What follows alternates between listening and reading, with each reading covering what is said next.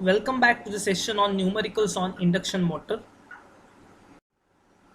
So, in the previous session of the part 1, where I have already explained you in detail the formulas to be used while solving the problems.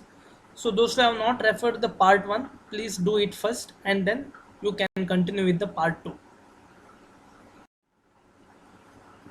So, the problem statement is given as such. A three-phase, four-pole, 50 Hz induction motor has a slip S is equal to 3% at no load and 5% at full load. Determine. First one is to find the synchronous speed. Second, no load speed.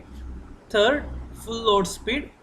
Fourth, frequency of rotor current at standstill. And fifth one is the frequency of rotor current at full load. So this is one of the repeated problem under the VTU. It's better to write the given data first.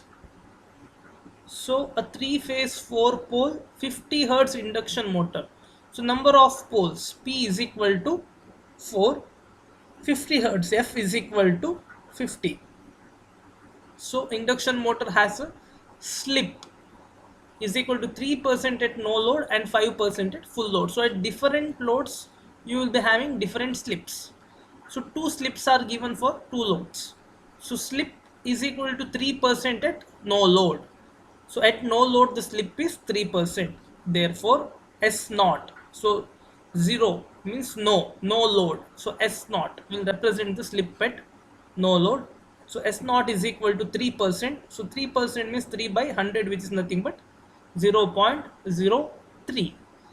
So slip at no load is 3%, S naught is 3%, and 5% at the full load. So SF, full load, slip at full load is 5%, which is nothing but 0.05. So 5 by 100 is 0.05. So determine the synchronous speed. We have already dealt how to find the synchronous speed ns. So ns is equal to 120 f by p. Here f is 50 hertz and number of poles of induction motor p is equal to 4. So ns is equal to 120 into 50 by 4, which is nothing but 1500 rpm.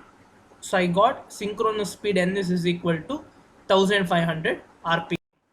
So therefore ns is 1500. Next is to find the no load speed. See, we have already solved a problem to find the speed. So there we have dealt with the relationship S is equal to ns minus n by ns. So even here I know the slip at no load, I know the synchronous speed. So therefore to find the no load speed, I know that S is equal to ns minus n by ns. So this is the general formula. So if I need to find this as no load, then the slip must be taken for the no load. Similarly, next is to find the full load speed, right? So to find the full load n, then the slip of the full load must be considered. And we know that slip at no load is also given, slip at full load is also given. Therefore, to find the no load speed n naught, the slip must be S naught. Therefore, slip at no load S naught is equal to ns minus n naught by ns.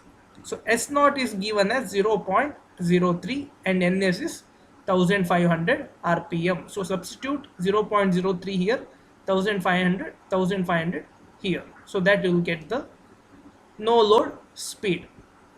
So 0.03 is equal to 1500 minus n naught by 1500.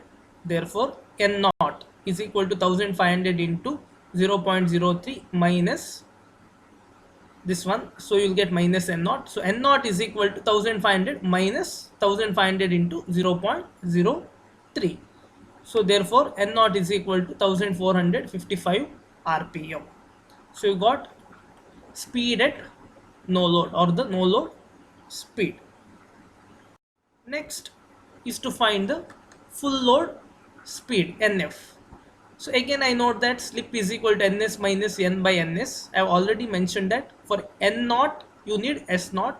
Similarly for nf I must take sf, and sf is given as 0.05.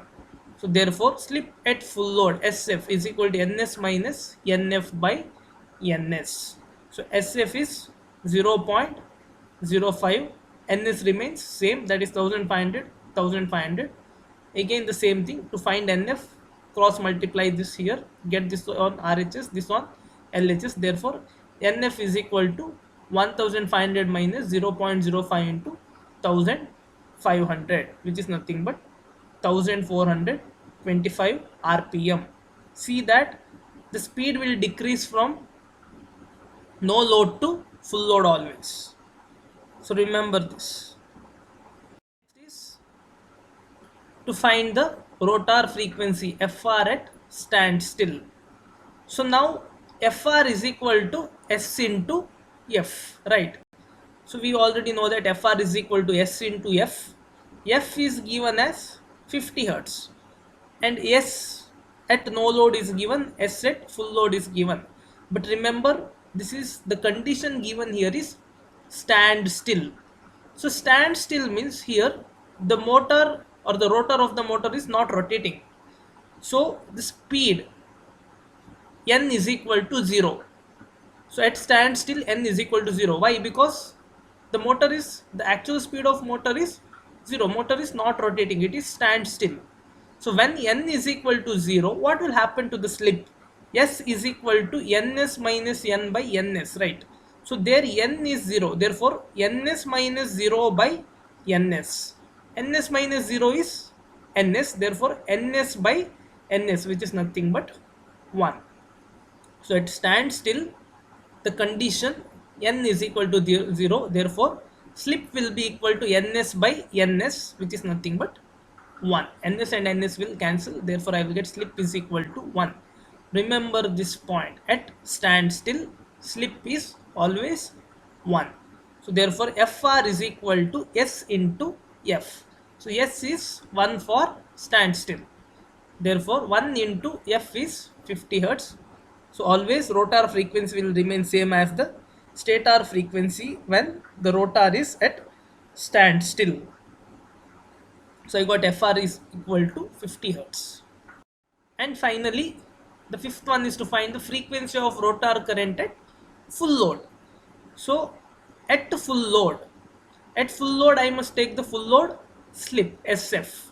Therefore Fr is equal to S into F. So yes, now the slip is at full load because I must find the rotor frequency at full load. So Fr is equal to SF into F.